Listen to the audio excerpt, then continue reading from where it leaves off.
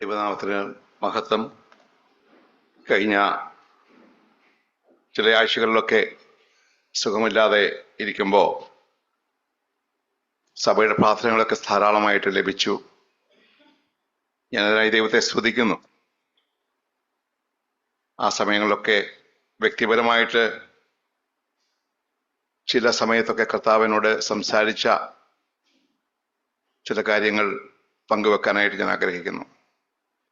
ലൂക്കോസിന്റെ സുവിശേഷം 16-ാം അധ്യായം 10-ാം വാക്യം ഇങ്ങനെ വായിക്കുന്നത്: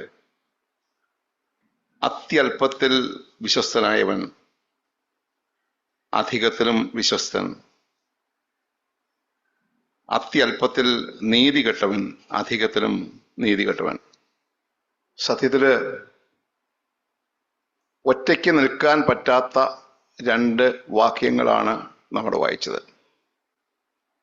നമ്മൾ അശ്രദ്ധമായിട്ട് വായിക്കുമ്പോൾ നമ്മൾ അവിടെ ഒരു വിപരീതമാണ്. ആദ്യത്തെ കാര്യത്തിന് വിപരീതമായി ഒരു കാര്യം രണ്ടാമത് പറഞ്ഞിരിക്കുന്നു. അല്പകാര്യങ്ങൾ വിശ്വസ്തൻ, അധികാര്യങ്ങൾ വിശ്വസ്തൻ, അല്പകാര്യങ്ങളിൽ അവിശ്വസ്തൻ, അധിക കാര്യങ്ങൾ അവിശ്വസ്തൻ എന്നാണ് ഞാൻ കഴിഞ്ഞ ദിവസം POC ബൈബിൾ നോക്കിയപ്പോൾ അതിനകത്ത് അങ്ങനെയാണ് കാണുന്നത്. പക്ഷെ അങ്ങനെയല്ല അവിടെ പറഞ്ഞിരിക്കുന്നത്. നമുക്ക് ശ്രദ്ധയോടെ ഒതുക്കി കൂടെ വായിക്കാം. He who is faithful in a very little thing is faithful also in much, and he who is unrighteous in a very little thing is unrighteous also in much. വിശ്വസ്തത, നീതി, ഈ രണ്ട് കാര്യങ്ങളെ, ഫെയ്ത്ത്ഫുൾനെസ് ആൻഡ് റൈറ്റിയസ്നെസ്, ഈ രണ്ട് കാര്യങ്ങളെയും കർത്താവ് കൂട്ടി യോജിപ്പിച്ചിരിക്കുക അവിടെ. അത് അല്ലാതെ ആദ്യം ചെറിയ കാര്യങ്ങൾ വിശ്വസ്തരായിരിക്കണം എന്ന് പറഞ്ഞതിന്റെ കൂടെ അതിന്റെ പൂർണ്ണത എവിടെ നിൽക്കുന്നത്? ഈ ചെറിയ കാര്യങ്ങൾ നീ റൈറ്റിയസ് ആയിരിക്കണം, നീതിയുള്ളവനായിരിക്കണം. ഇത് രണ്ടും കൂടെ ഒന്നിച്ച് ചേർത്താലേ ഒരു ദൈവ പൈതലിനെ സംബന്ധിച്ചിടത്തോളം വിശ്വസ്തതയുടെ യഥാർത്ഥ അർത്ഥം നമുക്ക് മനസ്സിലാകുകയുള്ളൂ. ഇവിടെ ഒരു ക്വാളിറ്റിയെ പറ്റിയാണ് പറയുന്നത്. എന്താണ് വിശ്വസ്തതയുടെ ക്വാളിറ്റി? എന്താണ്? നമുക്കറിയാം, വിശ്വസ്തത ലോകം മുഴുവൻ, അവിശ്വാസികളുടെ ഇടയിലും ഈവൻ അധോലോകത്തിന്റെ ഇടയിലും വിശ്വസ്തത വലിയൊരു കാര്യമാണ്. നമുക്കറിയാം, ഈ ഹവാല പണമൊക്കെ കൈമാറുന്ന, വിദേശത്ത് നിന്ന് പണം അയക്കുമ്പോൾ അത് ഒഫീഷ്യൽ സോഴ്സിലൂടെ അല്ലാതെ ഇങ്ങനെയൊരു അണ്ടർഗ്രൗണ്ട് അല്ലെങ്കിൽ അണ്ടർവേൾഡ് നെറ്റ്വർക്കിലൂടെ പണമായിട്ടൊക്കെ നിയമരഹിതമായിട്ട് കൈമാറുന്നിടത്തും അതിന്റെ വലിയൊരു നെറ്റ്വർക്കുണ്ട്. ഒത്തിരി ആൾക്കാരതിൽ പ്രവർത്തിക്കുന്നുണ്ട്. അവിടെ എല്ലാം അവരും വിശ്വസ്തരെയാണ് തിരയുന്നത്. എപ്പോഴും അങ്ങനെയുള്ള പണികള്, അങ്ങനെയുള്ള സംഘങ്ങള് വിശ്വസ്തന്മാരെയാണ് ഏൽപ്പിക്കുന്നത്. അപ്പൊ അത് അങ്ങനെ ഒരു വിശ്വസ്തതയാണോ? അതും വിശ്വസ്തതയാണ്. അല്ലെങ്കിൽ സാത്താന്റെ സംഘടന, നമുക്കറിയാം, ഫ്രീമേസൺസ് പോലുള്ള സംഘടനകളൊക്കെ അവിടെ ഇങ്ങനെ കേട്ടിട്ടുണ്ട്. അവിടെയൊക്കെ അംഗങ്ങളെ അവരുടെ തന്നെ രക്തം അല്പം എടുത്ത് അത് വെച്ച് സൈൻ ചെയ്യിക്കും, ഒരു ഉടമ്പടി. വിശ്വസ്തനായിക്കൊള്ളാം, ഇവിടുത്തെ രഹസ്യങ്ങളൊക്കെ പുറത്ത് നിങ്ങൾ ആരോടും പറയില്ല, നിങ്ങളുടെ ഭാര്യയോടും പോലും പറയില്ല. ഇതെല്ലാം വിശ്വസ്തതയുടെ കാര്യങ്ങളാണ്. പക്ഷേ ഇവിടെ ദൈവം നമ്മോട് ആവശ്യപ്പെടുന്ന വിശ്വസ്തതയ്ക്ക് ഒരു ഫിൽറ്ററും കൂടെ വെച്ചിട്ടുണ്ട്. അതിലൂടെ കടന്നു പോകാത്ത ഒരു വിശ്വസ്തതയല്ല. എന്താണത്? അത്യല്പത്തിൽ നീതി കെട്ടവൻ എന്ന് പറയുമ്പോൾ അതിന്റെ അർത്ഥം എന്താ? അത്യല്പത്തിലും നാം നീതിയുള്ളവരായിരിക്കണം എന്നാണ്. എന്നാലേ ആ വിശ്വസ്തതയ്ക്ക് പൂർണ്ണത വരികയുള്ളൂ. ഇവിടെ നമ്മള് ഈ മാമോന്റെ കാര്യത്തിലാണ് കർത്താവ് അത് പറയുന്നത്. പക്ഷേ ആത്മീയ ജീവിതത്തിന്റെ ഓരോ സ്റ്റെപ്പിലും നമ്മൾ ഈ രണ്ട് കാര്യങ്ങളെയും ചേർത്ത് പിടിക്കണം. വിശ്വസ്തത എന്നാൽ അർത്ഥമാക്കുന്നത് പെർഫെക്ഷൻ എന്നുള്ളതല്ല, പൂർണ്ണത എന്നുള്ളതല്ല. പൂർണ്ണതയിലേക്ക് നാം എപ്പോഴും ആഞ്ഞുകൊണ്ടിരിക്കണം. അപ്പോൾ തന്നെ നമ്മൾ അപൂർണരാണ്. നമ്മൾ എപ്പോഴാണ് പൂർണ്ണരാകുക? കർത്താവ് രണ്ടാമത് വരുമ്പോ, വാനമേഘങ്ങളിൽ നമ്മളെ കൂട്ടാൻ വരുമ്പോ, നാം അവനോട് കൂടെ തേജസ്സിൽ എടുക്കപ്പെടുമ്പോൾ മാത്രമേ നമുക്ക് പൂർണ്ണരാകാൻ കഴിയൂ. പക്ഷെ നമ്മളെപ്പോഴും അത്യല്പ കാര്യങ്ങളിലും വിശ്വസ്തരായിരിക്കണം. അതൊരു കോംപ്രമൈസ് ഇല്ല. അതെങ്ങനെയുള്ള വിശ്വസ്തതയായിരിക്കണം? അത് നീതിയിലൂടെ കടന്നു പോകണം. എന്താണ് യഥാർത്ഥ നീതി? നമുക്കതിനെപ്പറ്റി ഒത്തിരി നോക്കാനില്ല. പക്ഷെ ഒറ്റ വാക്കിൽ ഞാൻ പറയാം, ദൈവത്തിന്റെ ഹിതപ്രകാരമുള്ള ഒരു നീതി എന്ന് പറയുന്നത് എന്താ? ദൈവത്തിന്റെ കണ്ണിൽ നീതിയായിട്ടുള്ളതാ നീതി. അത് യേശുക്രിസ്തുവിൽ മാത്രം പൂർണ്ണമാക്കപ്പെട്ട ഒരു കാര്യമാണ്. കൃപയാൽ നമുക്കും ആ നീതിയിൽ ജീവിക്കാനായിട്ട് ഇന്ന് കൃപ തന്നിരിക്കുന്നു. അതിനാണ് കൃപ. അപ്പൊ നമ്മുടെ എല്ലാ വിശ്വസ്തതയും നീതിയുടെ ഈ അരിപ്പയിലൂടെ കടന്നു പോകണം. ഇതാണ് ദൈവം നമ്മെക്കുറിച്ച് ആഗ്രഹിക്കുന്നത്. അപ്പൊ ഇതിവിടെ ഒരു അടുത്ത വാക്യം എന്താ പറയുന്നത്? 11-ാം വാക്യം 11-ാം വാക്യം നമ്മളിങ്ങനെ വായിക്കുന്നു, therefore if you have not faithful in the use of unrighteous wealth, who will entrust the true riches to you? നിങ്ങൾ അനീതിയുള്ള മാമോനിൽ വിശ്വസ്തരായില്ല എങ്കിൽ സത്യമായത് ആര് നിങ്ങളെ ഫലമേൽപ്പിക്കും? നോക്ക്, അവിടെ വലിയൊരു പ്രശ്നമാണ്. അവിടെ പറഞ്ഞിരിക്കുന്ന രണ്ട് കാര്യങ്ങളാണ്. ഒന്നെങ്കിൽ അനീതിയുള്ള മാമോനിൽ നീ വിശ്വസ്തരായില്ലെങ്കിൽ അവിടെ ഒരു ട്രൂ റിച്ചസ്, യഥാർത്ഥമായ ഒരു സ്ഥലം നീ ഇങ്ങനെ പ്രാപിക്കുക. രണ്ട് ദിക്കിൽ നിൽക്കുക. അനീതിയുള്ള മാമോൻ ഒരു ദിക്കിൽ, മറ്റേ ദിക്കിൽ ട്രൂ റിച്ചസ്. ഇതിലേത് നീ തിരഞ്ഞെടുക്കും? അപ്പൊ ഇതിനെ രണ്ടിനെയും എങ്ങനെ വിശ്വസ്തതയിലൂടെ മാത്രം, അനീതിയുള്ള മാമോനിൽ നാം വിശ്വസ്തരായിരിക്കണമെന്ന് പറയുമ്പോൾ അവിടെ വലിയൊരു പ്രതിസന്ധിയുണ്ട്. ഓരോ ദിവസവും ഇവിടെ പണത്തെ പറ്റിയാ പറയുന്നത്. ഓരോ ദിവസവും നാം കൈകാര്യം ചെയ്യേണ്ട ഒരു കാര്യത്തെക്കുറിച്ചാണ് ഇവിടെ കർത്താവ് ഇങ്ങനെ പറഞ്ഞത്. അതിനെ കർത്താവ് ഇങ്ങനെ അനീതിയുള്ള മാമോനും എന്ന് മറ്റും വിളിച്ചാൽ നമ്മൾ എന്ത് ചെയ്യും? കുഴഞ്ഞു പോകും. നമുക്ക് എല്ലാ ദിവസവും നമ്മൾ കൈകാര്യം ചെയ്യേണ്ട ഒരു കാര്യം സമ്പത്ത് അല്ലെങ്കിൽ പണം, അതെന്തുമാകട്ടെ, അതിനെ കർത്താവ് വിളിക്കുന്ന പേര് ആദ്യം വിളിച്ചത് എന്താ? In A very little thing. It's A very little thing. സ്വർഗം നോക്കുമ്പോ നിന്റെ സമ്പത്തും നിന്റെ പണവും it's A very little thing. രണ്ട്, അവിടെ എന്ത് പറയുന്നു? അത് അനീതിയുള്ള മാമോനാണ്. നമ്മൾ കുഴഞ്ഞു പോകും അല്ലേ? എങ്ങനെ ഇത് കൈകാര്യം ചെയ്യും? എങ്ങനെ ഈ പസിലൊന്ന് അഴിക്കുക? പ്രിയപ്പെട്ടവരെ, അവിടെ കർത്താവിന് ഒരു ഉത്തരം പറയുന്നുണ്ട്. അതിന്റെ 14-ാം അധ്യായത്തിന്റെ 12-ാം അധ്യായം ഇങ്ങനെയാ, 12-ാം വാക്യം ഇങ്ങനെയാ പറയുന്നത്.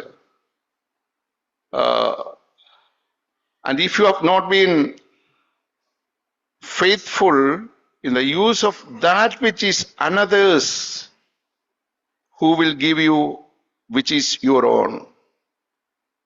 എന്താ പറയുന്നത്? അന്യമായതിൽ വിശ്വസ്തരായില്ല. അത് ആ വാക്യം ട്രാൻസ്ലേഷൻ അല്പം വ്യത്യാസമുണ്ട്. അന്യന്റേതായതിൽ നീ വിശ്വസ്തരായില്ല എങ്കിൽ, അന്യമായതിൽ എന്നുള്ളതിനപ്പുറത്തേക്ക് മറ്റൊരുവന്റേതായതിൽ നീ വിശ്വസ്തനായില്ലെങ്കിൽ നിങ്ങൾക്ക് സ്വന്തമായത് ആര് തരും? മുമ്പേ നമ്മൾ പറഞ്ഞു, ഇതിനും രണ്ട് കാര്യങ്ങളാണ് പറയുന്നത്. ഒന്ന് അന്യന്റേതായത്, ഒന്ന് ട്രൂ റിച്ചസ് അല്ലെങ്കിൽ നിന്റേതായത്, നിനക്കുള്ളത്. അപ്പൊ നിനക്കുള്ളത് ഈ ട്രൂ റിച്ചസാ. അവിടെ എന്താ അതിന്റെ അർത്ഥം? അവിടെ നമുക്കുള്ള സമ്പത്ത്, നമുക്കുള്ള പണം, മാമോൻ, അത് മറ്റൊരുവന്റേതാണ്. ഇതൊരു മനോഭാവ. നമുക്കുള്ളതെല്ലാം, നമുക്കുള്ള സർവ്വസമ്പത്തും, നമുക്ക് തന്നിരിക്കുന്നതെല്ലാം, നമ്മുടെ കുടുംബം, നമ്മുടെ കുഞ്ഞുങ്ങൾ, നമുക്കുള്ള പണം, നമ്മുടെ സമ്പത്ത്, ഇതെല്ലാം മറ്റൊരുവന്റേതാണ്, ദൈവത്തിൻ്റെതാണ്, കർത്താവിൻ്റെതാണ്. ഈ ഒരു കാഴ്ചപ്പാട് നിനക്കുണ്ടെങ്കിൽ നിനക്ക് പണം കൈകാര്യം ചെയ്യാം. പക്ഷേ പണത്തിന്റെ സ്വാഭാവികമായി അതെപ്പോഴും നമ്മുടേതെന്ന മട്ടിൽ നാം സ്വന്തമാകും പെട്ടെന്ന്. അതെന്റേത്. ഇതിനെയാണ് നമ്മൾ കാണുന്നത് പണത്തിന്റെ ഡിസീറ്റ്ഫുൾനെസ് ഓഫ് മണി. വഞ്ചനയുടെ പണം, വഞ്ചനാത്മകതയുള്ള പണം എന്ന് ബൈബിളില് ദൈവവചനം തന്നെ, കർത്താവ് തന്നെ മറ്റുള്ളത് പറയുന്നത് നമുക്കതിലേക്ക് നോക്കാം. അപ്പൊ ഈ ഒരു മനോഭാവമാണ് ഇതിനുള്ള പ്രതിവിധി. ഈ ഒരു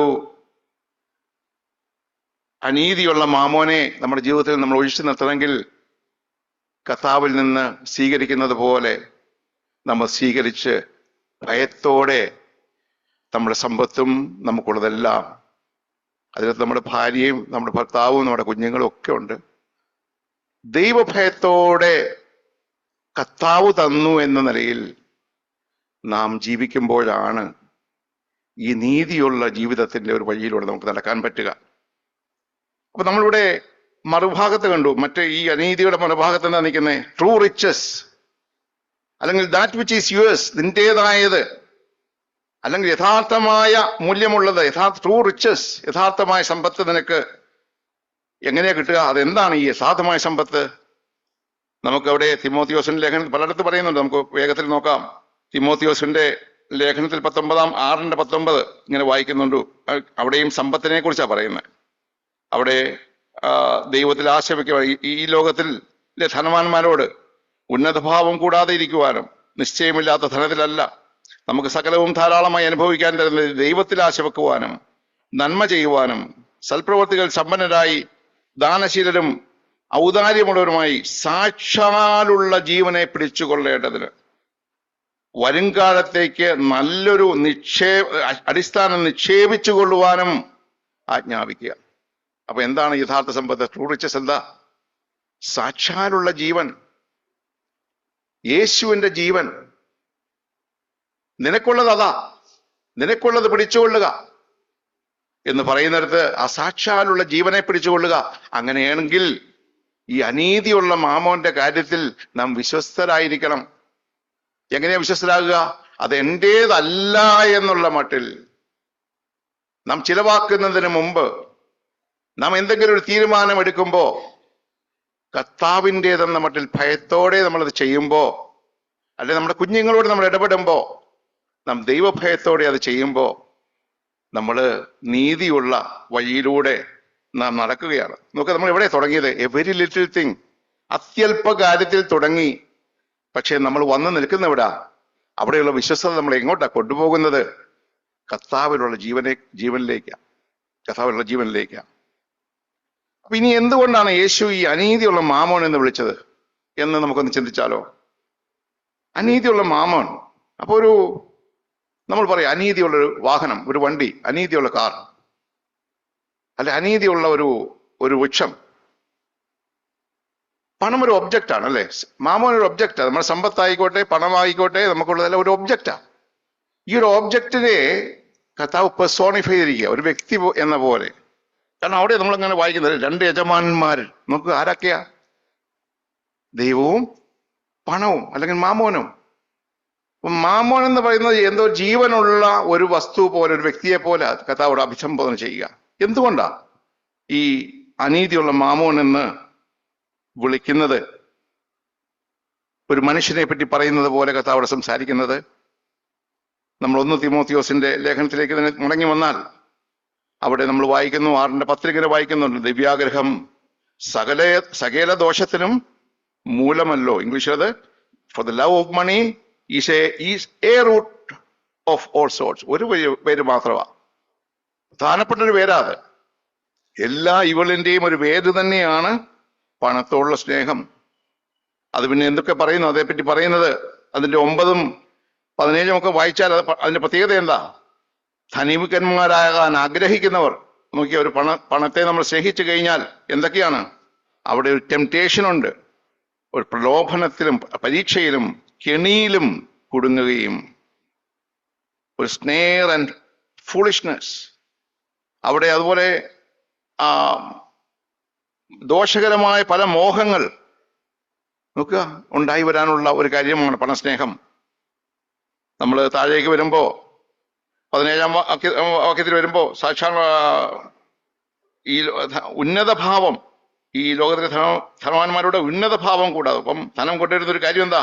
നമുക്കൊരു പ്രശംസ, ഒരു പൊങ്ങച്ചം, എല്ലാവരുടെയും മുമ്പിൽ നമ്മളെന്തോ നമ്മുടെ പ്രതാപം കാണിക്കാനുള്ള ഒരു വ്യഗ്രത.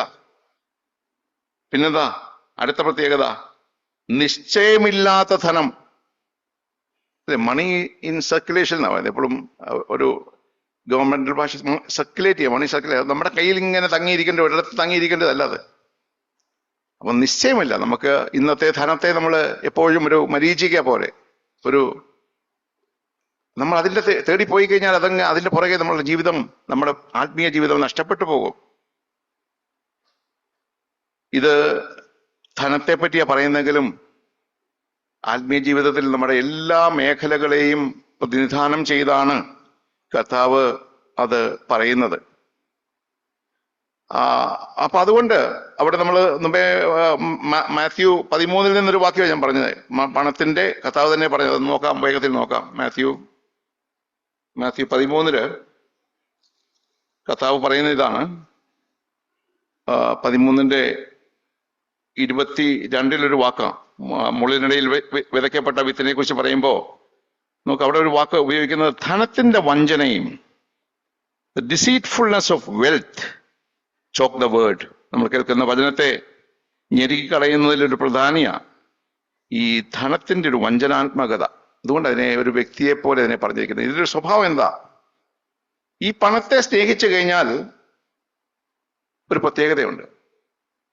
അവനെ നമുക്കൊരിക്കലും, പണത്തെ സ്നേഹിക്കുന്ന ഒരാൾക്ക് ഒരിക്കലും അതിനെ ഒരു സെർവന്റ് ആക്കാൻ ഒക്കത്തില്ല. അവൻ എപ്പോഴും യജമാനനാകണം. ചില കള്ളനും പോലീസും പിള്ളേർ കളിക്കുമ്പോൾ മത്സരമാണ്, എനിക്ക് പോലീസ് ആവണം, കള്ളനാവണ്ട എന്ന് പറഞ്ഞ പോലെ ഈ ധനത്തിന് എപ്പോഴും നമ്മുടെ യജമാനനാകാനുള്ള ഒരു ഡിസീറ്റ്ഫുൾനെസ്, ഒരു ചതി ഉണ്ട്. അപ്പൊ അതുകൊണ്ട് ഒരു പ്രത്യേകതയാണ്. അതുകൊണ്ടാണ് ഈ കർത്താവ് പറഞ്ഞ അതിനെ എന്തുകൊണ്ട് അപ്പം യജമാനനാകാൻ സാധ്യതയുള്ളൊരു കാര്യമായതുകൊണ്ടാണ് അതിനെ അനീതിയുള്ള ഒരു മാമോൻ, അവന് നീതിയില്ല എന്നുള്ള വിശേഷണം അവിടെ വന്നത്. അത് നമുക്കുള്ള മനോഭാവമാണ്. ഇതേ കർത്താവ് ഉദ്ദേശിക്കുന്നത്. ഈ പണം എന്ന് പറയുന്നത്, അല്ലെങ്കിൽ ധനം എന്ന് പറയുന്നത്, അതിന്റെ പുറകിലുള്ള ജീവൻ ആരാ? സാത്താനാ. അത് ദൈവത്തിൻ്റെതാണ്. പക്ഷെ അതിനെ വിലമതിക്കുന്ന, അതിന് ഒന്നാം സ്ഥാനം കൊടുക്കുന്ന ഏതൊരുവനെയും വഞ്ചിക്കുന്ന ഒരു ശക്തി ഇതിന്റെ എല്ലാം പുറകിൽ വ്യാപരിക്കുന്നുണ്ട്. അതുകൊണ്ടാണത് കർത്താവ് പറയുന്നേ, നമുക്ക് അത് വഞ്ചിക്കുന്ന ഒരു കാര്യമാണ്. നമുക്ക് ലൂക്കോസിന്റെ സുവിശേഷത്തിൽ മടങ്ങി വന്നാൽ അവിടെ കർത്താവ് പറയുന്നു, 2 യജമാനന്മാരെ സേവിക്കാൻ നിങ്ങൾക്ക് കഴിയുകയില്ല. ഒന്നെങ്കിൽ ഒരുവനെ പകച്ച് മറ്റവനെ സ്നേഹിക്കും, അല്ലെങ്കിൽ ഒരുത്തിനോട് പറ്റിച്ചേർന്ന് മറ്റവനെ നിരസിക്കും. നിങ്ങൾക്ക് ദൈവത്തെയും മാമോനെയും സേവിക്കാൻ കഴിയുകയില്ല. അപ്പൊ നമുക്ക് എന്ത് വേണം? നമ്മൾ മുമ്പേ പറഞ്ഞതുപോലെ ഇത് മറ്റൊരുവന്റേതാണെന്ന് നമ്മൾ വിചാരിക്കുമ്പോൾ, നമ്മൾ അങ്ങനെ ഏൽപ്പിച്ചു കൊടുക്കുമ്പോൾ അത് ആരുടേതാകും? നമുക്കുള്ളതെല്ലാം കർത്താവിൻ്റെതാകും. അപ്പൊ എത്ര യജമാനുണ്ട്? നമുക്ക് ഒറ്റ യജമാനൻ, ഒരു യജമാനേ ഉള്ളൂ, കർത്താവ് മാത്രം. കർത്താവ് നമുക്ക് തന്നവരും, കർത്താവ് നമുക്ക് തന്നതും. ആ നിലയിലേക്ക് ഒരു യജമാനന്റെ മക്കളായിട്ട് നമുക്ക് മാറാൻ കഴിയും. അപ്പൊ നമുക്ക് പിന്നെ എന്താണ് റോള്? നാം കർത്താവിന്റെ ഒരു കാര്യസ്ഥനായിട്ട്, ഇതിന്റെ എല്ലാം കർത്താവ് മേൽവിചാരണ തന്നിരിക്കുന്ന ഒരു കാര്യസ്ഥനെ പോലെ വേണം നാം ഭൂമിയിൽ ജീവിക്കണമെന്നുള്ള ഉപമകളിലൂടെ കർത്താവ് പല ഉപമ അവിടെ പറഞ്ഞിട്ടുണ്ട്. അവിശ്വസ്തരായ കാര്യസ്ഥന്റെ കാര്യം മുതൽ പല താലന്തുകൾ ഏൽപ്പിക്കുക, ഞാനതിലേക്കൊന്നും പോകുന്നില്ല. നമുക്കറിയാം, എല്ലാവർക്കും അറിയാവുന്ന ഉപമകളാണ് ഇതെല്ലാം. ഇതിന്റെ എല്ലാം സന്ദേശം എന്താ? നമ്മള് മറ്റൊരുവന്റെ ആ ധനം കൈകാര്യം ചെയ്യുന്നത് പോലെ ഭയത്തോടെ, വിറയലോടെ നമ്മൾ ഈ കാര്യങ്ങളെ സമീപിക്കണം എന്നാണ് ദൈവവചനം പറയുന്നത്. അപ്പൊ നമ്മൾ വായിച്ചു തുടങ്ങിയത് ഒരു അത്യല്പത്തിന്റെ കാര്യമാണ്. നമുക്കത് എത്ര പ്രധാനപ്പെട്ട കാര്യമാണ്. ക്രിസ്ത്യ ജീവിതത്തിൽ അത്യല്പത്തിന്റെ ഏത് കാര്യവും നമ്മുടെ നിത്യത വരെ നമ്മളെ സ്വാധീനിക്കുന്ന കാര്യങ്ങളാണ്. അപ്പൊ ഈ കർത്താവിന്റെ ജീവിതത്തിലുടനീളം ഈ അല്പത്തിന്റെ സുവിശേഷം, ഈ അല്പകാര്യങ്ങളുടെ സുവിശേഷം നമുക്ക് എല്ലായിടത്തും കാണാൻ പറ്റും. യേശുവിന്റെ ജീവിതത്തിലുടനീളം നമുക്കത് കാണാം. നമ്മൾ വെളിപാട് പുസ്തകം കഴിഞ്ഞ ഞായറാഴ്ച ഞാനത് ഒന്ന് വായിച്ചതാണ്, എങ്കിലും ഒന്നുകൂടെ നോക്കാം. വെളിപാട് പുസ്തകം 3-ാം അധ്യായം ഇങ്ങനെ വായിക്കുന്നു. നമ്മൾ ഫിലാഡൽഫിയക്ക് എഴുതിയ ഒരു കത്തിൽ അല്ലെങ്കിൽ സന്ദേശത്തിൽ നമ്മളിങ്ങനെ ദൂതിൽ നമ്മളിങ്ങനെ വായിക്കുന്നു. അതിന്റെ 8-ന്റെ 2-ാം ഭാഗം ഇങ്ങനെയാണ്: നിനക്കല്പമേ ശക്തിയുള്ളൂവെങ്കിലും നീ എൻ്റെ വചനം കാത്തു, എൻ്റെ നാമം നിഷേധിച്ചില്ല. വെളിപാട് പുസ്തകത്തിൽ കർത്താവ് അംഗീകരിക്കുന്ന 2 സഭകളിൽ ഒന്നാണ് ഫിലാഡൽഫിയ സഭ. നിനക്ക് അല്പമേ ശക്തിയുള്ളൂ എങ്കിലും നീ നമുക്ക് അല്പത്തിന്റെ ഒരു കാര്യം, അല്പത്തിന്റെ ഒരു സുവിശേഷം, എങ്കിലും നീ എൻ്റെ വചനം കാത്തു, എൻ്റെ നാമം നിഷേധിച്ചില്ല. അതുകൊണ്ട് എന്താണ് കർത്താവ് പറയുന്നത്? ഞാനിതാ നിന്റെ മുമ്പിൽ ഒരു വാതിൽ തുറന്നു വെച്ചിരിക്കുന്നു. അതാർക്കും അടച്ചുകൂടാ, അതാർക്കും അടച്ചുകൂടാ. അപ്പോ ഈ ഈ ഇതിന്റെ അത് കൂടാതെ അവിടെ പറയുന്നുണ്ട്, നിനക്കുള്ളത് പിടിച്ചുകൊള്ളുക. 11-ാം വാക്യം, നിന്റെ കിരീടം ആരും എടുക്കാതിരിക്കാൻ തക്കവണ്ണം നിനക്കുള്ളത് പിടിച്ചുകൊള്ളുക. എന്താണ് പിടിക്കേണ്ടതെന്ന് നമ്മൾ കണ്ടു അല്ലേ? തിമോഥെയോസിന്റെ ലേഖനത്തിൽ നമ്മൾ വായിച്ചു, നിന്നിലുള്ള യേശുവിന്റെ ജീവൻ, നിത്യജീവനെ പിടിച്ചുകൊള്ളുക. അപ്പൊ നമുക്ക് ഈ ഒരു അല്പം ശക്തിയുള്ള ഒരുവന്റെ പക്ഷത്താണ് കർത്താവ്, അല്ലാതെ ബലമുള്ളവന്റെ ആത്മശക്തിയുള്ളവന്റെ മുമ്പിലല്ല കർത്താവ് ഉള്ളത്.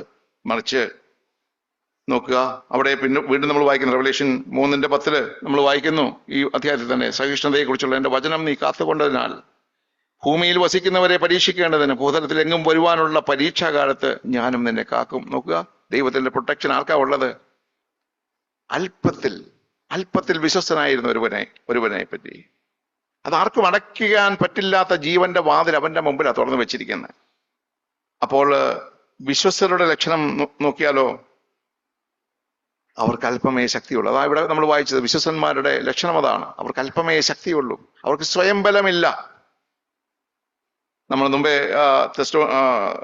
തിമോത്തിയുടെ ലേഖനത്തിൽ വായിച്ചോ, അവർ ദൈവത്തിൽ ആശവിക്കും. നമ്മൾ അതിലേക്ക് പോകാൻ, തിമോത്തിയുടെ ലേഖനത്തിൽ ഇങ്ങനെ വായിക്കുന്നുണ്ട്, ധനവാന്മാരോട് പറഞ്ഞിരിക്കുന്ന ഒരു കാര്യമാണ്, 6:18, അവർ ദൈവത്തിൽ ആശവിക്കുവാനും നന്മ ചെയ്യുവാനും സൽപ്രവർത്തികളിൽ സമ്പന്നരായി ദാനശീലരും ഔദാര്യമുള്ളവരുമായി സാക്ഷാലുള്ള ജീവനെ പിടിച്ചുകൊള്ളേണ്ടതിന്.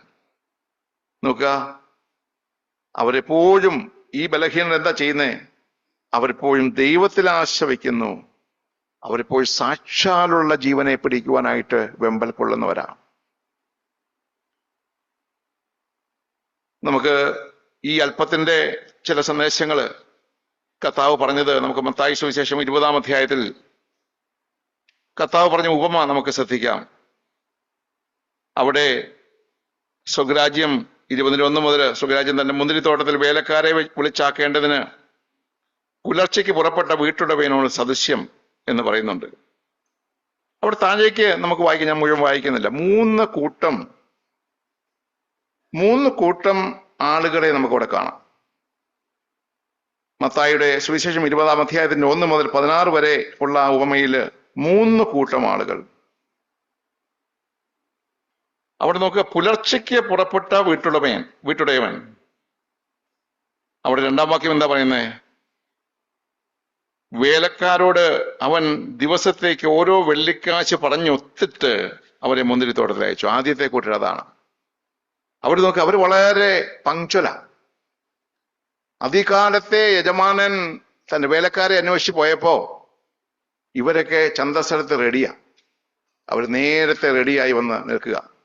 എല്ലാ കാര്യങ്ങളും അവർ വളരെ ചിട്ടയുള്ളവരാ. പക്ഷെ അവിടെ ഒരു ഉടമ്പടി പ്രകാരം അവർ പോകുന്നല്ലേ.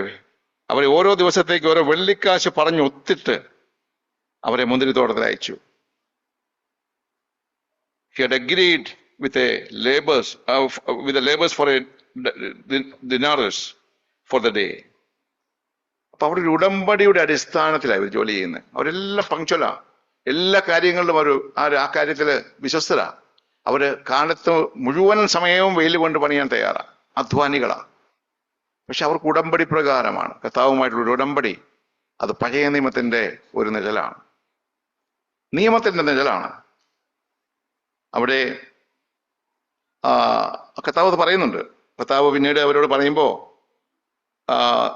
13-ാം വാക്യത്തിൽ ഇങ്ങനെ പറഞ്ഞു, നീ എന്നോട് ഒരു പണം പറഞ്ഞൊത്തില്ലയോ? നമ്മുടെ ഒരു കോൺട്രാക്ട് ആയിരുന്നല്ലേ, നിനക്ക് ഞാൻ ഒരു പണം അല്ലേ, നമ്മൾ തമ്മിലുള്ള എഗ്രിമെന്റ്, പരസ്പരമുള്ള എഗ്രിമെന്റാ, മ്യൂച്വൽ എഗ്രിമെന്റാ. നമുക്ക് പറഞ്ഞൊത്ത്. ഇത് പ്രിയപ്പെട്ടവരെ, ഞാനിത് പറയുന്നത് ദൈവസഭയിൽ തന്നെ ആത്മീയ ലോകത്ത് മുഴുവൻ ഈ 3 കൂട്ടം ആൾക്കാരെയും നമുക്ക് കാണാൻ കഴിയും. ഒന്നാമത്തെ കൂട്ടർ എല്ലാ കാര്യങ്ങളും ഭയങ്കര ഡിസിപ്ലിൻഡാ, പക്ഷെ അവർ നിയമവാദികളാ. അവർക്കൊരു നിയമത്തിന്റെ അടിസ്ഥാനത്തിലേ അവർക്ക് പ്രവർത്തിക്കാൻ പറ്റൂ. അതൊരു മനോഭാവമാണ്. രണ്ടാമതൊരു കൂട്ടർ എന്താ? രണ്ടാമത് പറയുന്നു, 3-ാം മണി നേരത്ത് പുറപ്പെട്ടു. 3-ാം വാക്യം, മറ്റു ചിലർ ചന്തയിൽ മിനക്കെട്ട് നിൽക്കുന്നത് കണ്ടു. നിങ്ങളും മുന്തിരിത്തോട്ടത്തിലേക്ക് പോകുവിൻ, ന്യായമായത് തരാം എന്ന് അവരോട് പറഞ്ഞു. അവർ പോയി. അവൻ 6-ാം മണി നേരത്തും 9-ാം മണി നേരത്തും ചെന്ന് അങ്ങനെ തന്നെ ചെയ്തു. ഈ രണ്ടാമത്തെ കൂട്ടരുടെ പ്രത്യേകത എന്താ? അവരലസര, ചന്തയിൽ മെനക്കെട്ട് നിൽക്കുക, അവര് അലസര. പക്ഷെ അവിടെ ഒരു പ്രത്യേകത കണ്ടോ? അവരോടുള്ള ഓഫർ ഒരു ഉടമ്പടിയല്ല. അവരോട് കർത്താവ് എന്താ പറഞ്ഞേ? ന്യായമായത് തരാം. അവരൊരു ഭാഗ്യനും പോവുകയില്ല, അവർ പ്രശ്നം ഉണ്ടാക്കാനേ പോവുകയില്ല. അവർ കൂടെ പോയി. എത്ര തരും എന്ന് ചോദിച്ചില്ല. മറ്റൊരതല്ല. ആദ്യത്തെ കൂട്ടർ എന്താ? എത്ര തരും? ഒരു ദിനാർ പറഞ്ഞൊത്തു. എഗ്രിമെന്റ് ആണ്, വാക്കാണ്. ഒരു നിയമ ആ വാദിയായ ഒരു കൂട്ടം. അവരിപ്പോഴും സഭയിലെ ഒരു മൈനോറിറ്റി ആയിരിക്കും. വളരെ ചുരുക്കത്തിൽ അങ്ങനെയുള്ള വ്യക്തികൾ നമുക്ക് സഭയിൽ ഒരു പക്ഷേ കാണാനുള്ള അപകടം എല്ലാ സഭകളിലും ഉണ്ട്. രണ്ടാമത്തെ കൂട്ടർ എന്താ? അവർ അലസര. They come very casual. ഒരു കാഷ്വൽ ആയിട്ടുള്ള അപ്രോച്ചാണ് അവരുടെ. അവർക്ക് എല്ലാ ആഴ്ചയിലും വന്നു പോകുന്നു. ഓക്കെ, അവർക്ക് പരാതിയില്ല, ആർക്കെതിരെയും ഒരു ബുദ്ധിമുട്ടുമില്ല, അവർക്കില്ല. അവർ കംഫർട്ടബിൾ ആയിട്ട് വന്ന് കൂട്ടായ്മ കൂടി അങ്ങ് പോകുന്ന കൂട്ടരാണ്. അവർ കണക്ക് ചോദിക്കുകയില്ല, കൊടുക്കുന്നതും വാങ്ങിച്ച്, കിട്ടുന്ന അനുഗ്രഹം വാങ്ങിച്ചങ്ങ് പോകും. Okay, not serious Christians. രണ്ടാമത്തെ കൂട്ടം. മൂന്നാമത്തെ കൂട്ടം ആരാണ്? 11-ാം മണി നേരത്തും ചെന്നു മറ്റു ചിലർ നിൽക്കുന്നത് കണ്ടിട്ട്, നിങ്ങളിവിടെ, അവർ മിനക്കെട്ട് നിൽക്കുന്നതായിട്ട് കണ്ടെന്ന് പറഞ്ഞിട്ടില്ല, പക്ഷെ അവർ ചോദിക്കുന്നത്, നിങ്ങളിവിടെ പകൽ മുഴുവൻ മിനക്കെട്ട് നിൽക്കുന്നത് എന്ത് എന്ന് ചോദിച്ചു. എന്തൊരു യജമാനല്ലേ! സത്യം പറഞ്ഞാല് നമ്മൾ നോക്കുമ്പോൾ യജമാന് തലക്കെന്തോ പ്രശ്നമുണ്ടെന്ന് തോന്നും. തന്റെ ഒന്നാമതെ കൃഷി മുതലാകുകയില്ല.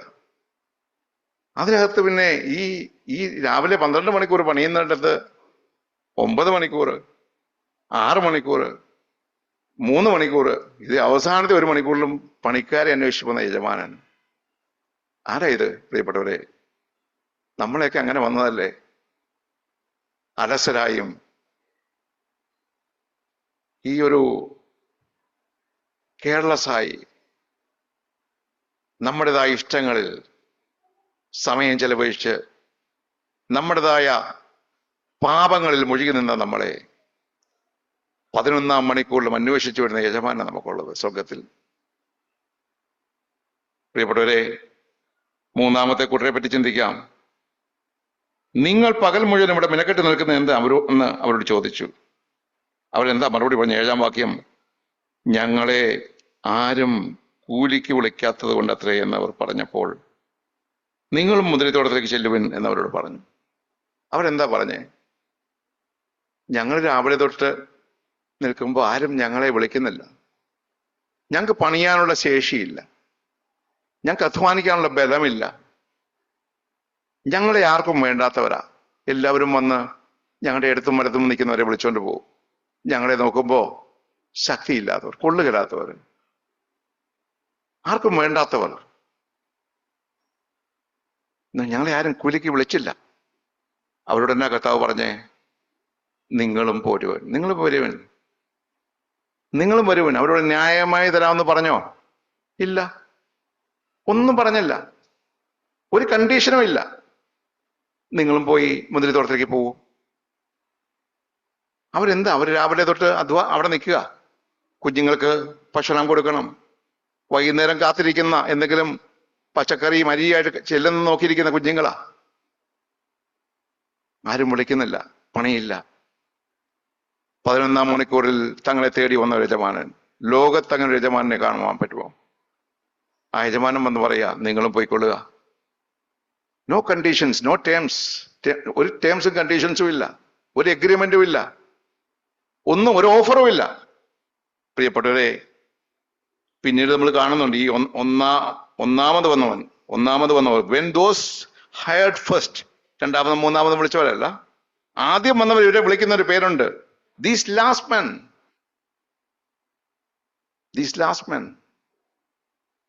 പ്രിയപ്പെട്ട സഭയിൽ ഉണ്ടാകാവുന്നൊരു അപകടമാണ്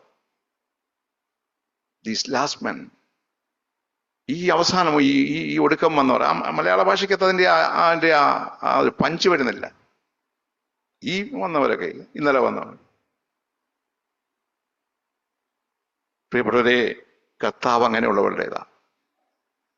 ആർക്കും വേണ്ടാത്തവർ, സ്വയം ശക്തിയില്ലാത്തവർ, തങ്ങളെ തന്നെ ബലശാലികളെന്ന് കരുതാത്തവർ, എങ്കിലും 11 മണിക്കൂർ പകലിന്റെ വെയിൽ മുഴുവൻ സഹിച്ച് ആർക്കു വേണ്ടിയോ കാത്തു നിൽക്കുന്ന ഒരു കൂട്ടർ, തങ്ങളെ സഹായിക്കാൻ ആരുമില്ല. മകനെ, മകളെ, ആ നിലയിൽ ആരെങ്കിലും ഈ നിലയിൽ ഒരു പ്രയാസത്തിലൂടെ കടന്നു പോകുന്നുണ്ടോ? കർത്താവുണ്ട്. 11 മണിക്കൂറിലും ഇറങ്ങി വരുന്നൊരു ദൈവം, നമ്മെ അന്വേഷിച്ചു വരുന്നവൻ, തന്റെ ലാഭത്തിന് വേണ്ടിയല്ല. നമുക്ക് കർത്താവിനെ സ്നേഹിക്കുന്ന എങ്ങനാ? അവിടെ നഷ്ടക്കണക്ക് വല്ല കൂട്ടിയോ? ഇവനെ വിളിച്ച 1 മണിക്കൂറിന്റെ എഫിഷ്യൻസി എന്ത് വല്ല പറയാനുണ്ടോ? ഒന്നുമില്ല. ദൈവം അങ്ങനെയുള്ളവരുടെ ദൈവം. കർത്താവ് അവരെ അന്വേഷിക്കുന്ന കർത്താവ് എന്താ പറഞ്ഞേ? എനിക്ക് മനസ്സ്, എന്താ പറയുന്നത് 14-ാം വാക്യം, നിന്റേത് വാങ്ങിപ്പോയിക്കൊള്ളുക, നിനക്ക് തന്നതുപോലെ ഈ പിമ്പനം കൊടുക്കുവാൻ എനിക്ക് മനസ്സ്. കർത്താവിന്റെ മനസ്സ്, കർത്താവിന്റെ ഹൃദയം അങ്ങനെയുള്ളവരുടെ അതാണ്. പ്രിയപ്പെട്ടവരെ, നമ്മളത് ഓർക്കണം, മറന്നു പോകരുതേ. കർത്താവ് അങ്ങനെയുള്ളവരുടെ ദൈവമാണ്. ഈ പിമ്പന്മാരെ കർത്താവ് സ്നേഹിക്കുന്നു. ഇനി അവരെ നയിച്ചതോ? അവരെ നയിച്ചത് എന്താ? പ്രതിഫലമാണോ? എന്തെങ്കിലും ഓഫർ ഉണ്ടോ? എന്തെങ്കിലും പ്രതിഫലം ഓഫർ ചെയ്തോ? ഇല്ല. അവർ പ്രതിഫലമല്ല കണ്ടത്. അർഹതയില്ലാതെ തങ്ങളെ വിളിച്ചവനോടുള്ള സ്നേഹം, അവനോടുള്ള പ്രതിബദ്ധത, അവനോടുള്ള നന്ദി. ലോകം തിരസ്കരിച്ചവർക്ക് അംഗീകരിച്ച ദൈവത്തിന്റെ മുമ്പാകെയുള്ള അവന്റെ ആ സ്പർശ്യത, അവനൊന്നും പ്രതീക്ഷിച്ചില്ല. അല്ലെങ്കിൽ 1 മണിക്കൂറിന് എന്ത് കിട്ടാനാ? പക്ഷെ ഇവൻ നമ്മളെ വിളിച്ചു, നമ്മളെ കളിയാക്കിയില്ല, നമ്മളെ തുച്ഛീകരിച്ചില്ല. നിങ്ങൾ വരാനാ പറഞ്ഞേ. അവരൊന്നും പ്രതീക്ഷിച്ച് കാണുകയില്ല. പ്രിയപ്പെട്ടവരെ, നാം ഏത് കൂട്ടത്തിൽപ്പെട്ടു? നാം ഏത് കൂട്ടത്തിലുള്ളവരാ? പരിശുദ്ധാത്മാവ് നമ്മുടെ ഹൃദയങ്ങളിൽ നിന്ന് സംസാരിച്ചെങ്കിൽ നമുക്ക് മാനസാന്തരപ്പെടാനായിട്ട് ഒരവസരമായിരിക്കും അത്. നാം ഏത് കൂട്ടത്തിലാ? കർത്താവേ, ഞാൻ നിസ്സാരനാണ്, എനിക്ക് അർഹതയില്ല, നിന്റെ മകനെന്ന് വിളിക്കപ്പെടാനുള്ള യോഗ്യതയില്ല, പക്ഷെ അങ്ങനെ സ്നേഹിച്ചു. അതുകൊണ്ട് ഞാൻ ഒന്നും പ്രതീക്ഷിക്കാതെ അങ്ങ് വിളിക്കുന്നിടത്ത് ഞാൻ വരും, ഇതാ എൻ്റെ ജീവിതത്തെ ഞാൻ സമർപ്പിക്കുന്നു എന്ന് പറയുന്ന ഒരു സമർപ്പണത്തിലേക്ക് നമുക്ക് വരാൻ പറ്റുമോ? അതോ ഈ ലാസ്മനെ പുച്ഛിക്കുന്ന, അവനോടൊപ്പം അവനെന്താ പറഞ്ഞ, ഈ പകല് മുഴുവൻ സഹിച്ചു നിന്ന ഞങ്ങളോട് 20 വർഷമായിട്ട് ഈ സഭയിലിരിക്കുന്ന എന്നോട് ഇവനെ തുലനം ചെയ്തോ? ഇവരെയൊക്കെയാണോ ഇപ്പം ഓരോ കാര്യം ഏൽപ്പിക്കുന്നത്?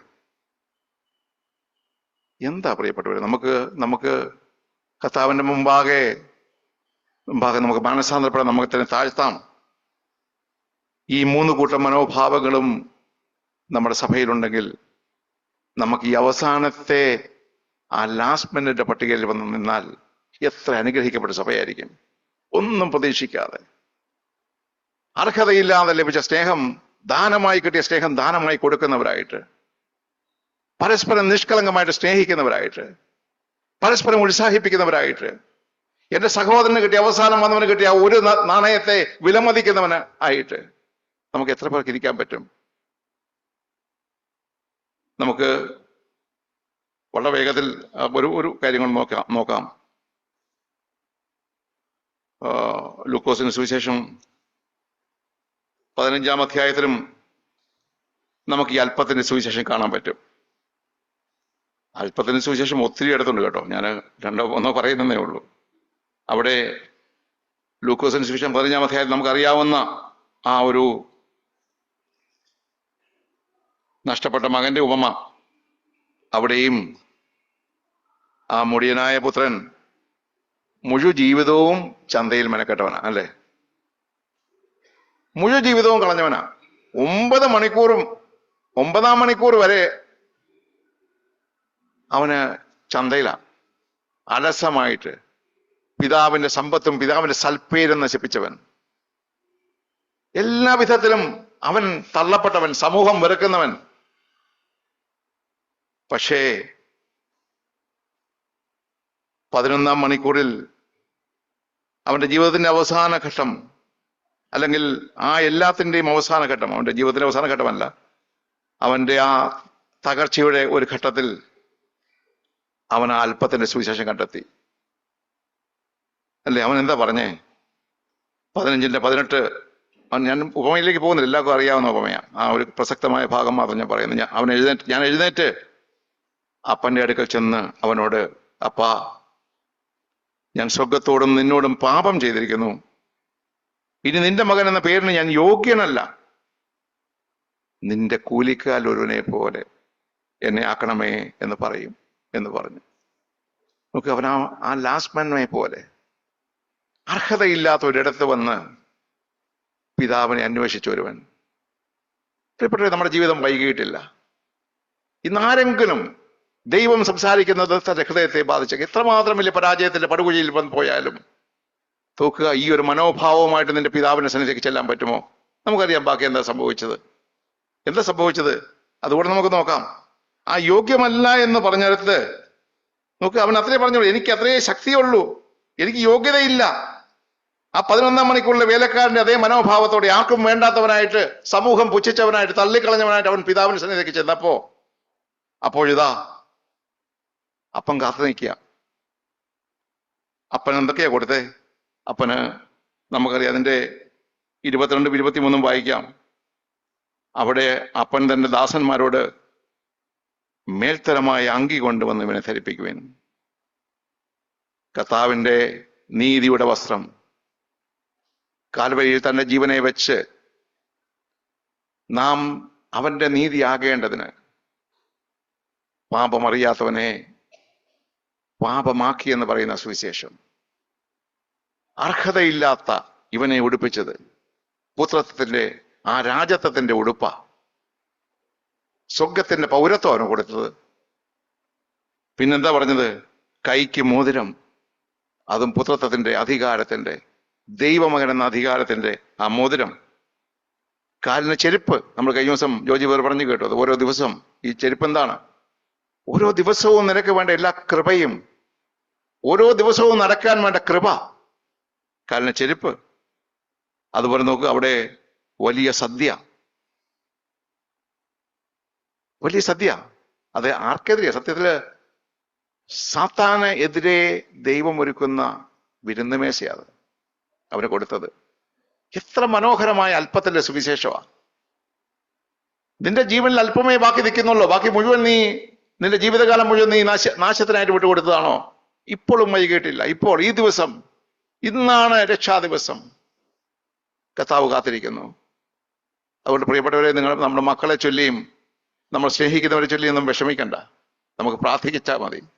ഒരു ദിവസം ഈ മകൻ വന്നതുപോലെ ഈ അല്പത്തിന്റെ സുവിശേഷം ഹൃദയത്തിൽ പിടിക്കപ്പെട്ടവനായിട്ട് തന്റെ പിതാവിന്റെ അടുത്തേക്ക് മടക്കി വരുത്താൻ ശക്തനായ ഒരുവനെയാണ് നമ്മൾ അപ്പ എന്ന് വിളിക്കുന്നത്. നമുക്ക് ധൈര്യമായിട്ടിരിക്കാം ആ കാര്യങ്ങളിലൊക്കെ. അപ്പോഴത്തെ മൂത്തപുത്രൻ വരിക.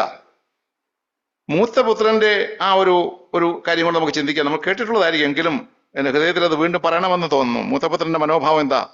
അവൻ 15:29 വാക്യം, അവനോട്, ഇത്ര കാലമായി ഞാൻ നിന്നെ സേവിക്കുന്നു, നിന്റെ കൽപ്പന ഒരിക്കലും ലംഘിച്ചിട്ടില്ല, എന്നാലും. ഏതാ നമ്മൾ ഇത് കേട്ടത്? എവിടെയാ?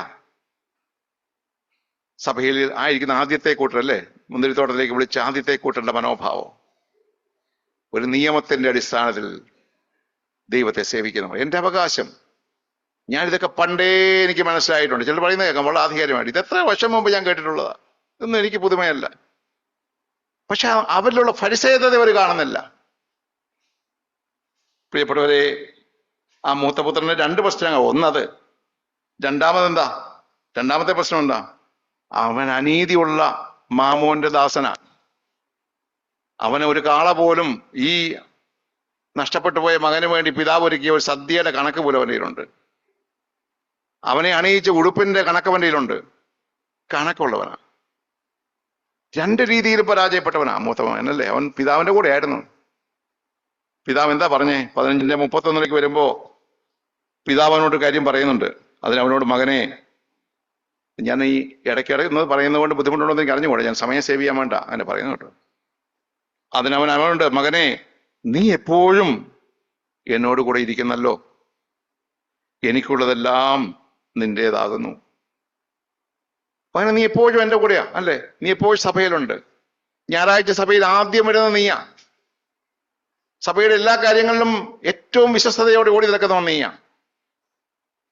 പക്ഷെ അങ്ങനെയെങ്കിൽ എനിക്കുള്ളതെല്ലാം നിന്റേതാണ്. ഭൗതികമായതും ആത്മീയ സ്വഭാവങ്ങളും.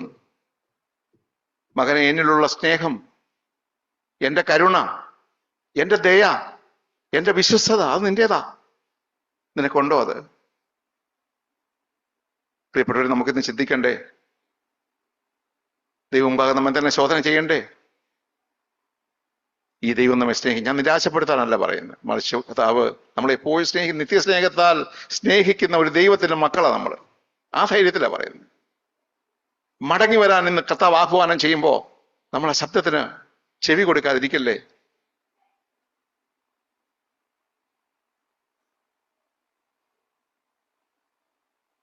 രണ്ട് കൂട്ടരെ പറ്റി ലൂക്കോസിന്റെ സുവിശേഷം 14-ാം അധ്യായത്തിൽ പറയുന്നുണ്ട്. കർത്താവ് പറയുന്ന ആ ഭാഗത്ത് രണ്ട് കൂട്ടരെ കാണിക്കുന്നത്. ഈ രണ്ട് കൂട്ടരെ പറ്റി പറയുന്നത് ഇങ്ങനെയാണ്. 8-ാം വാക്യം 16:8. അതൊരു അനീതിയുള്ള കാര്യവിചാരകന്റെ ഉപമ പറഞ്ഞിട്ടാണ് ഇതിലേക്ക് ഈ മാമോനെ പറ്റി പറയുന്നത്. അവിടെ പറയുന്നതിന് ശേഷം പറയുന്നത്, വെളിച്ചത്തിന്റെ മക്കളെക്കാൾ ഈ ലോകത്തിന്റെ മക്കൾ തങ്ങളുടെ തലമുറയിൽ ബുദ്ധിയേറിയവരല്ലോ. രണ്ട് കൂട്ടര്. വെളിച്ചത്തിന്റെ മക്കൾ ഒരു കൂട്ടര്, മറ്റേത് ലോകത്തിന്റെ മക്കൾ. അപ്പൊ ഞാൻ അതിന് മുമ്പിലത്തെ ഉപമ ലോകത്തിന്റെ മക്കളുടെ ഉദാഹരണം കർത്താവ് പറയുന്നതാ. ഒരു അനീതിയുള്ള കാര്യസ്ഥന്റെ കാര്യം പറഞ്ഞല്ലോ. യജമാനൻ താൻ പിടിക്കപ്പെട്ടു എന്ന് കണ്ടപ്പോ യജമാനന് കടപ്പെട്ടിരിക്കുന്ന എല്ലാരെയും പോയി കണ്ട്, നിനക്ക് എത്ര, നീ എന്റെ യജമാനൻ എത്രയാണ് കടപ്പെട്ടിരിക്കുന്നത്? 100 കൂടെ എണ്ണ, ഇങ്ങോട്ട് വാ, ഇങ്ങോട്ട് എടുത്തതാ, ആ പുസ്തകം ഇങ്ങ് തന്നെ, കടച്ചിട്ടൊക്കെ ഇങ്ങ് തന്നെ. അത് 50 എന്ന് കുറച്ച് കൊടുത്തു. മറ്റൊരുവനോട് പോയി, നീ എത്രയാണ് കടപ്പെട്ടിരിക്കുന്നത്? ഞാൻ 50 അല്ലെങ്കിൽ 100 ഗോതമ്പ്, അത് വെട്ടിത്തിരുത്തി 80 ആക്കി കൊടുത്തു. അവനെ അഭിനന്ദിച്ചൊരു യജമാനെ കാണുന്നത്. ലോകത്തിന്റെ മക്കൾ എപ്പോഴും ഇങ്ങനെയുള്ള ജോലിക്കാരെ നമുക്ക് വേണ്ടത്. നമ്മുടെ കാര്യത്തിൽ നമ്മളെ വഞ്ചിക്കാനല്ല, വേറൊരാളെ വഞ്ചിക്കാൻ. മെടുക്കൻ, ഞാൻ നിന്നെ വേറൊരു അസൈൻമെന്റ് തരാം. നീ ഇപ്പൊ എന്നെ എനിക്ക് മനസ്സിലായി, നിനക്ക് എങ്ങനെയാ ചെയ്യേണ്ടതെന്ന് അറിയാം, ഞാൻ നിനക്ക് വേറൊരു ജോലി തരാം. കടക്കാരുടെ കയ്യിൽ നിന്ന് ഒരു പക്ഷെ കടം പിരിച്ചെടുക്കാനായിട്ടോ അല്ല മറ്റൊരു അവനെ ഏൽപ്പിച്ചിട്ടുണ്ടാവും. അവനെ വെച്ചാൽ പറഞ്ഞു, അത് കർത്താവിന്റെ നെഞ്ചലല്ല, മറിച്ച് ഈ വെളിച്ചത്തിന്റെ മക്കളെയും ലോകത്തിന്റെ മക്കളെയും വേർതിരിക്കുന്ന രണ്ട് കാര്യങ്ങളാ കർത്താവ് പറഞ്ഞു. പ്രിയപ്പെട്ടവരെ, നമുക്ക് ഇങ്ങനെ ചിന്തിച്ച് അവസാനിപ്പിക്കാം. നമുക്ക് പ്രകാശത്തിന്റെ മക്കളായിട്ട്, അല്പം മാത്രം ശക്തിയുള്ളവരായിട്ട്, മുഴുവൻ ശക്തിയും ദൈവമുമ്പാകെ സമർപ്പിച്ചവരായിട്ട്, നമുക്ക് അവസാനത്തവനായിട്ട്, എപ്പോഴും മടങ്ങി വരാനായിട്ട് പ്രതിഫലം കൂടാതെ കർത്താവിന്റെ സ്നേഹത്തെ കണ്ടവൻ, 11-ാം മണിക്കൂറിൽ നിന്റെ ജീവിതത്തിൽ നിന്നും വിളിച്ച് രക്ഷയിലേക്ക് കൈപിടിച്ച് നിർത്തിയ കർത്താവിനെ ഉള്ള സ്നേഹത്തിൽ നടക്കുന്നവരായിട്ട് നമുക്ക് മുമ്പോട്ട് പോകാം. അപ്പൊ തന്നെ ഈ ഒരു മാമോന്റെ കാര്യം പറഞ്ഞു തുടങ്ങിയതുകൊണ്ട് ഇതെല്ലാം കർത്താവ് എന്നോട് സംസാരിച്ച കാര്യങ്ങളാണ് കേട്ടോ. ഇതെന്റെ ആദ്യം എന്റെ ഹൃദയത്തെ കീറിമുടിച്ച കാര്യങ്ങളാണ് ഞാൻ നിങ്ങളോട് പറയുന്നത്. അവിടെ ഒരു കാര്യം കൂടെ ഉണ്ട്. ഈ കൈസർക്കുള്ളത്, ഞാൻ ഇതിലേക്ക് പോകുന്നുണ്ട്, സമയം പോകുമല്ലോ. കൈസർക്കുള്ളത് കൈസർക്ക് കൊടുക്കണം, ദൈവത്തിനുള്ള ദൈവത്തിനും. എപ്പോഴും ലോകത്തിൽ പറ്റുന്ന രണ്ട് കാര്യങ്ങളാ. കൈസർക്ക് ഉള്ളതെടുത്ത് ദരിദ്രർക്ക് കൊടുക്കും. സർക്കാരിന് കൊടുക്കേണ്ടതെല്ലാം സർക്കാരിന് തന്നെയാണ് കൊടുക്കേണ്ടത്. അതെടുത്ത് സഹോദരനോ സഹോദരിക്കോ കൊടുക്കാനുള്ളത് അല്ല. അത് അല്പകാര്യങ്ങളുടെ വിശ്വസ്തത, ടാക്സിന്റെ കാര്യങ്ങൾ പലപ്പോഴും പ്രായോഗികതയുടെ പേരിലാവും. അത് വലിയ ചടങ്ങാ, അത് വലിയ പ്രശ്നങ്ങളാ. അത് ഇങ്ങനെ അങ്ങ് പോയേക്കാം. നമുക്ക് നമ്മുടെ ഒരു മനസ്സാക്ഷി, അതിനെ കർത്താവ് പറയുന്ന അനീതിയുള്ള മാമോനായി മാറും. അത് നമ്മുടെ ജീവിതത്തിലെ അനേകം ആത്മീയ അനുഗ്രഹങ്ങൾ തടയുന്ന ഒരു കാര്യമാണ്.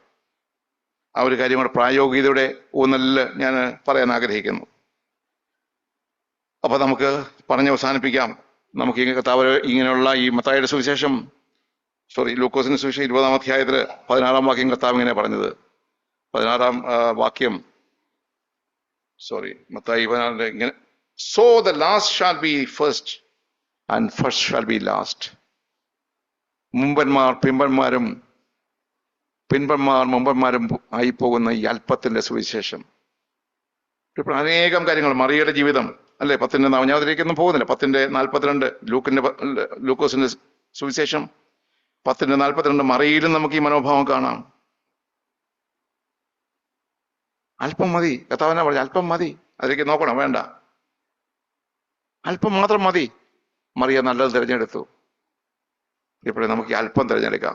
ദൈവം നമ്മളെ തന്റെ പരിശുദ്ധാത്മാവിലൂടെ ഇന്ന് ലോകം മുഴുവൻ ഈ കർത്താവിന്റെ ഉത്ഥാനം ആ നിലയിലൊക്കെ ആഘോഷിക്കുമ്പോൾ നമുക്ക് എന്താ വേണ്ടത്? നമുക്ക് കർത്താവിന്റെ ഈ ഉത്ഥാന ശക്തി, ഈ ഉത്ഥാന ശക്തിക്കായിട്ട് നമുക്ക് പ്രാർത്ഥിക്കാം. ദൈവത്തിന്റെ പരിശുദ്ധാത്മാവ്, കർത്താവിന്റെ ഉത്ഥാന ശക്തി എന്ന് പറഞ്ഞാൽ എന്താ?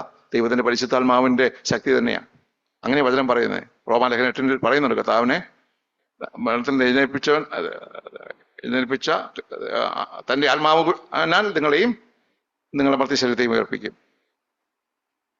കർത്താവിനെ എഴുന്നേൽപ്പിച്ച അതേ ആത്മാവ്, ആ ഉത്ഥാന ശക്തി നമ്മളിൽ വരുമ്പോ നമ്മളുടെ ഹൃദയം സെൻസിറ്റീവ് ആകും. ചെറിയ കാര്യങ്ങളിൽ, അല്പകാര്യങ്ങളിൽ പോലും എന്റെ കർത്താവിനെ വേദനിപ്പിക്കാൻ ഞാൻ വേദനിക്കും.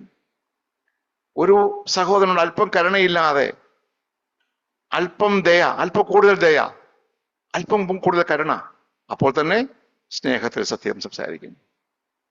സ്നേഹമില്ലെങ്കിൽ സത്യം സംസാരിക്കാൻ നമുക്ക് അവകാശമില്ല. നമുക്ക് ആദ്യം ആ സഹോദരനെ സ്നേഹിക്കാം. ഒരു സഹോദരനൊരു കുഴപ്പം നീ കണ്ടോ, ഒരു സഹോദരനൊരു കുഴപ്പം കണ്ടോ, നിന്റെ ഭാര്യയിലൊരു കുഴപ്പം കണ്ടോ, നിന്റെ ഭർത്താവിലൊരു കുഴപ്പം കണ്ടോ, സ്നേഹിക്കുക കൂടുതൽ, എന്നിട്ട് സത്യം സംസാരിക്കുക. ഇത് രണ്ടും രണ്ട് കാര്യങ്ങളാ.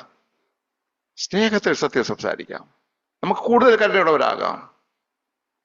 ആ ലാസ്റ്റ് മാന്റെ, ആ മെന്നിന്റെ കൂട്ടത്തിൽ ലാസ്റ്റ് മാൻ ആയിട്ട് നിൽക്കാം. ഒടുക്കത്തെ ആ ആൾ അവസാനം വന്നവനെ പോലെ യോഗ്യതയില്ലാത്തവനായിട്ട്. ദൈവം നമ്മെ എല്ലാവരെയും അനുഗ്രഹിക്കട്ടെ. ആമേൻ.